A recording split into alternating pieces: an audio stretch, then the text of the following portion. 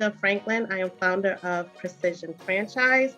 I'm excited and very passionate about this industry because I believe it's a very lucrative path to business ownership.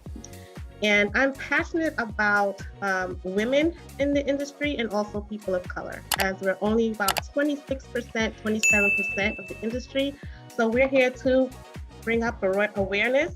And again, let me go ahead and introduce you to our lovely panelists.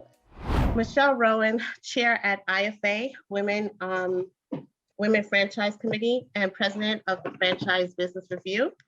Jennifer Blair, founder and CEO of Decalash. Dan Durney, director of franchise development, along with Gail Scott, who's the VP of the Assisting Hands Home Care.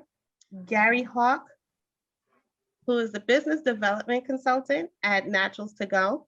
Carrie Diaz, franchise development specialist at Club Z. Shirley Keffin, who's the senior funding consultant at FranFund.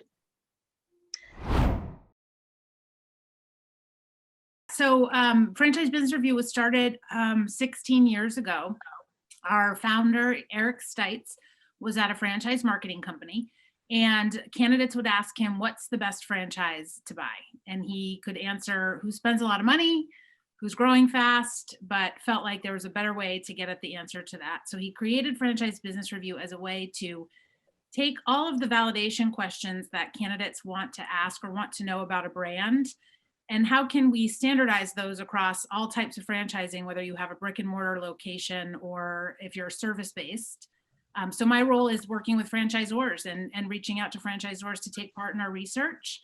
I know that I gave you guys some stuff to share, but we actually invite any franchise system that has at least 10 franchisees open and operating to participate in our research. It's confidential.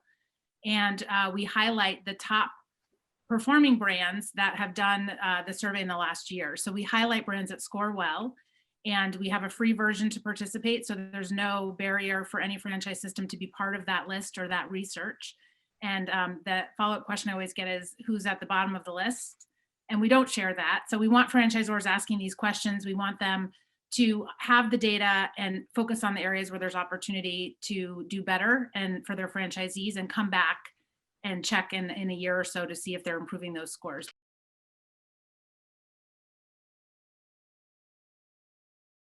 I think it looked a lot like regular business, and maybe even a little bit further behind. So I joined the company 16 years ago, and going to events, it was very few women that you saw on stage, very few females that were leading companies or leading discussions on how to lead companies.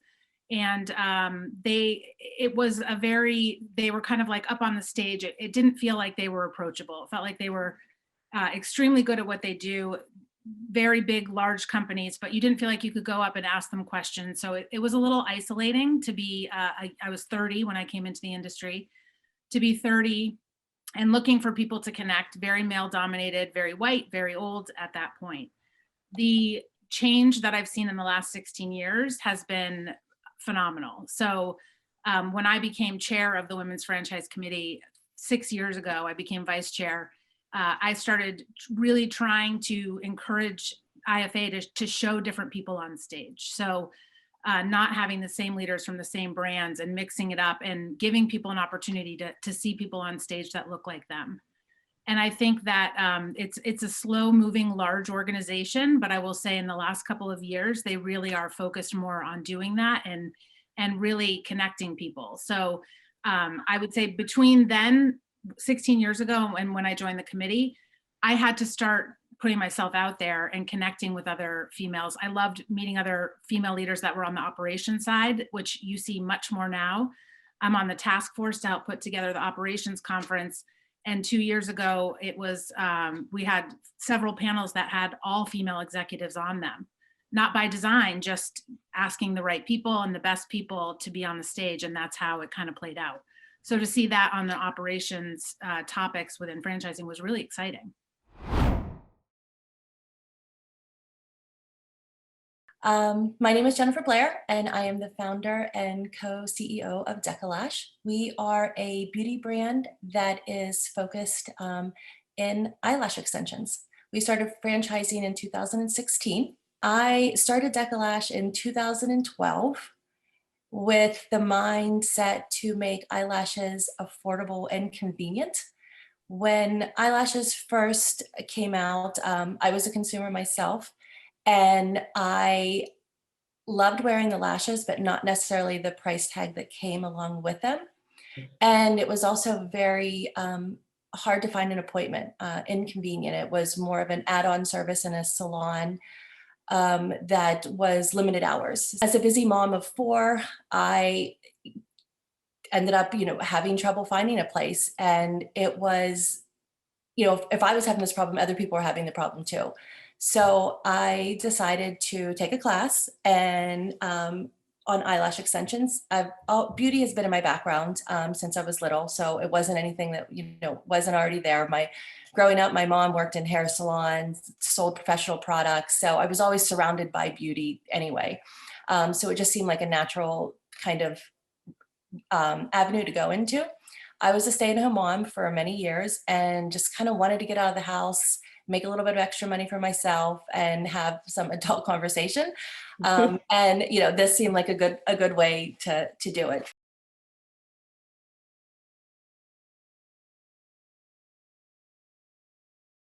The beauty industry is pretty much recession proof, right? I mean, people want to look good all the time, no matter what. And when you look good, you feel better about yourself. And when you feel better about yourself, you're more confident, which you're, more productive. And that just ends up making you, happier in your life as a whole. So, beauty is kind of always there for you, no matter what, whenever you need a pick up or pick me up.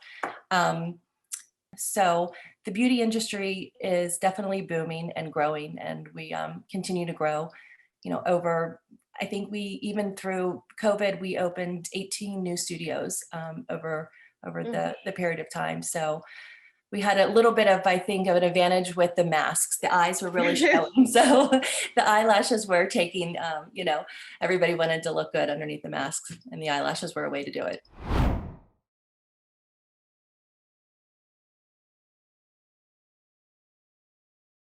So I've been in franchise development for about 18 years, was in IT prior to that for 17 years. And I've worked with some brands like Massage Envy, et cetera, and also was involved with Assisting Hands right at the beginning. But I do franchise development, specialize in area representative or regional development type of opportunities. And Assisting Hands is a brand that actually started in 2003 by a lady named Gail Silverstein, who was 25 years as in healthcare administration, has a doctorate, and she was looking for care for her father and couldn't find any agencies that she felt comfortable with. And so she started her own with an emphasis on well-trained caregivers, which is a hallmark that's carried over to today. And 3 years in, she had built a business about $5 million a year with a couple of hundred caregivers and 2 offices in the Phoenix area. I was with a development company that approached her to franchise her business model. She agreed to do it, and the investors for that project were 2 farmers and a dentist up in Idaho. And she helped them with their location that they started up there, which has now grown to 4 corporate locations. And they're like, wow, she can help us do it. We could definitely franchise this. And so we began franchising it, but found out right away that the name Care Corner was not available nationally. So we changed it to Assisting Hands, which actually is more descriptive of what we do. And as a side note, moved up alphabetically on the referral source list from the C's to the A's. So that worked out good.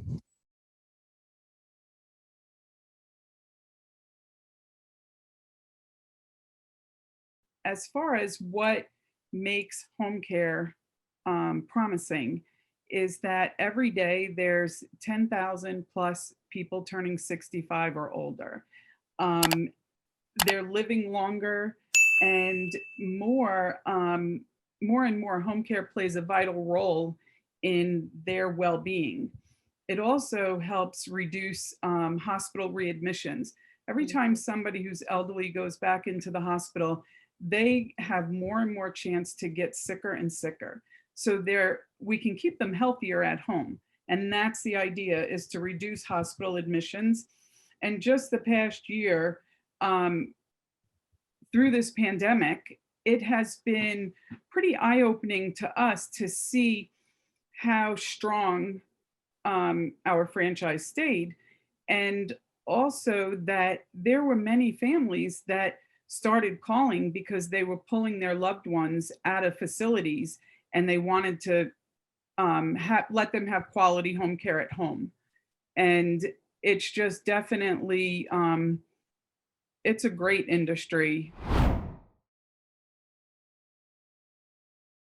So Naturals to Go is actually offered as a business opportunity, a little bit different than a franchise. It's kind of one of the things I think that helps us stand out a lot. Just not necessarily, I'm not saying it's better or worse, it's different.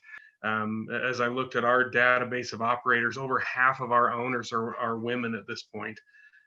This is a great family-run business. I mean, a lot of folks come into it as couples, but they run it from home-based business, get kids involved.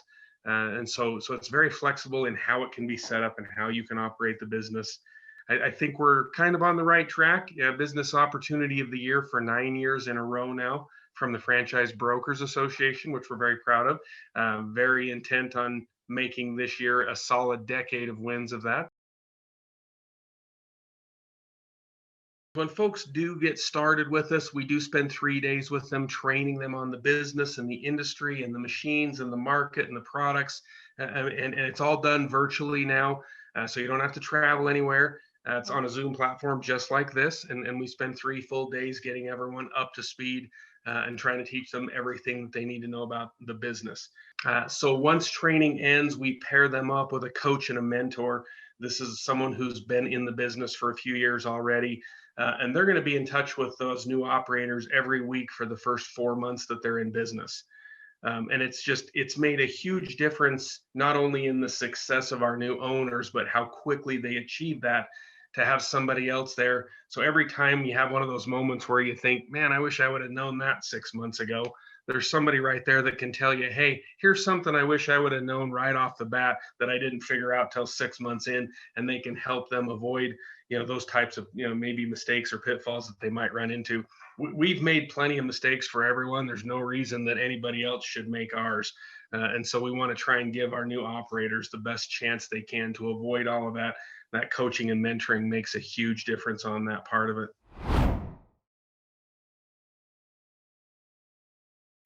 Club Z has been in business for 26 years, so we are one of the oldest in-home and online tutoring and test prep companies. We have about 500 franchised units throughout North America.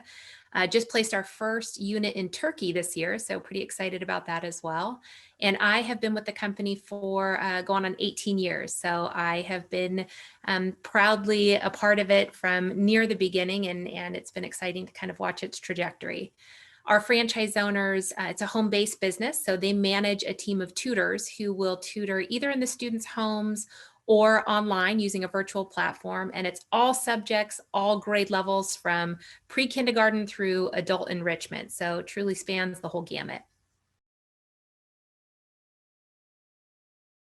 So education is definitely a recession-proof, recession-resistant industry. Kids are always going to be in school. There's always going to be a need for additional support on the academic side.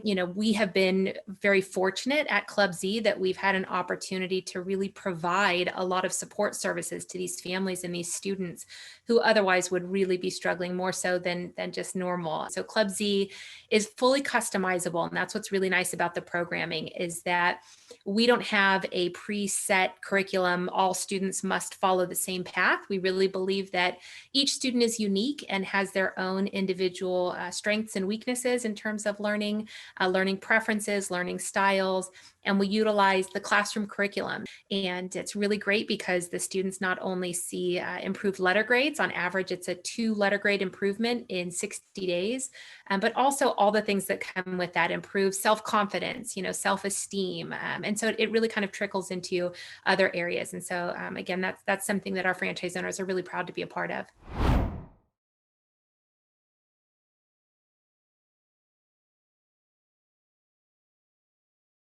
The answer to that question, I think, starts with, you don't need to have a money tree in your backyard to become a business owner, and that's something that I think is really important to know. The how does it happen could look different for every single participant in this call, right? Because everybody's personal financial situation is different. Everybody's priorities are different. Everybody's personal preferences and, comfort levels are different. So there are lots of different ways that you can get there. There isn't just one cookie cutter option you have to choose.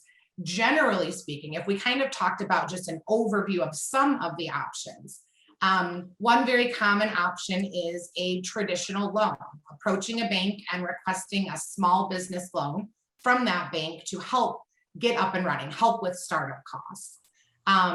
There are also options that don't even involve third-party funding, but maybe it's more of investment. Maybe you're bringing on a partner or an investor or a family member who's helping with some seed capital upfront. And those arrangements can involve equity, where maybe someone is providing you with capital upfront in exchange for some ownership in your business. Or sometimes those arrangements can be loans, right, between friends or family members. So those are things that happen.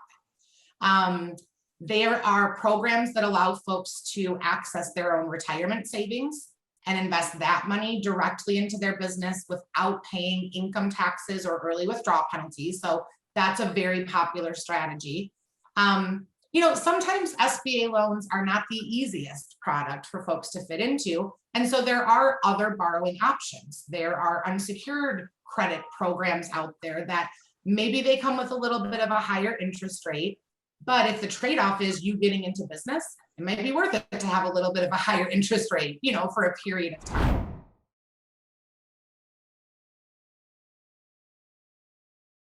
Thank you all again. I think that this was great. I'd like to thank all of not only my panelists, but the participants that remained with us. I hope that this information was insightful, provided some clarity into this industry. As you can see, we have a variety of brands here with a variety of, whether or not it can be working from home, full-time, and lots of scalable options for generating wealth. So again, I'm founder of Precision Franchise, and this is what we do. I'm able to connect you with many brands. We have access to thousands of proven business models where I'm able to sit with you and be an internal advocate to figure out which one is best for you.